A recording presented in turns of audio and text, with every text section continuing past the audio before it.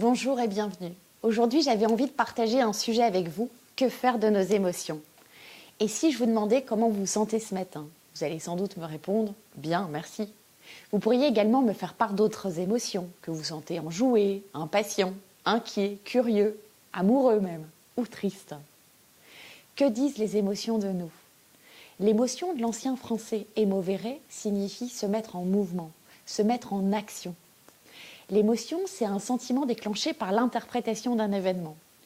Alors en France, nous avons une vision plutôt moraliste des émotions. C'est comme si d'un côté, il y avait les bonnes émotions, la joie, la surprise, et les mauvaises émotions, la peur, le dégoût, la tristesse, la colère. Vous remarquerez qu'on s'excuse rarement de rire alors qu'on s'excuse de pleurer ou de s'être mise en colère.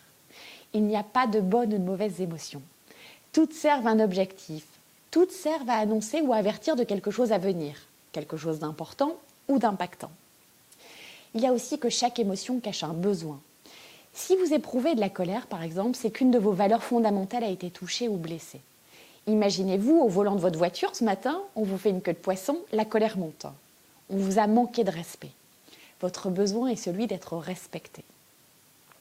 Si par contre vous éprouvez de la joie, c'est que vous exprimez alors un bien-être, une contagion positive, celle-ci a alors besoin d'être partagée. C'est un appel au partage, à l'amour, à la contagion. La peur, quant à elle, est liée à l'incertitude. Quel chemin prendre? Et surtout, est-ce qu'il y a un danger au bout du chemin? Cette émotion cache un besoin éminent d'être rassuré. Elle invite à la protection. Enfin, la tristesse, quant à elle, est liée souvent à la perte de quelqu'un ou de quelque chose. Elle est liée à un deuil, à un rejet, à de l'abandon. Celle-ci a besoin d'être consolée. Nos émotions sont de véritables moteurs pour nourrir nos projets. Elles travaillent aussi à l'acceptation de l'autre, c'est-à-dire que j'accepte l'autre avec toutes ses émotions. Je ne le réduis pas seulement à une de ses émotions.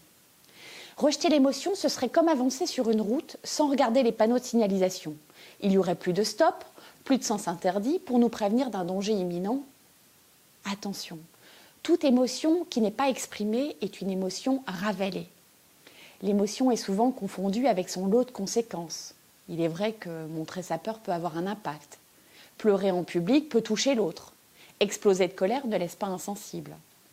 Pourtant, est-ce qu'on serait encore en vie si enfant nous n'avions pas eu peur de traverser la route? Alors maintenant que vous êtes en possession de vos émotions et que vous les connaissez mieux, je vous invite à en faire de meilleurs alliés. À très bientôt.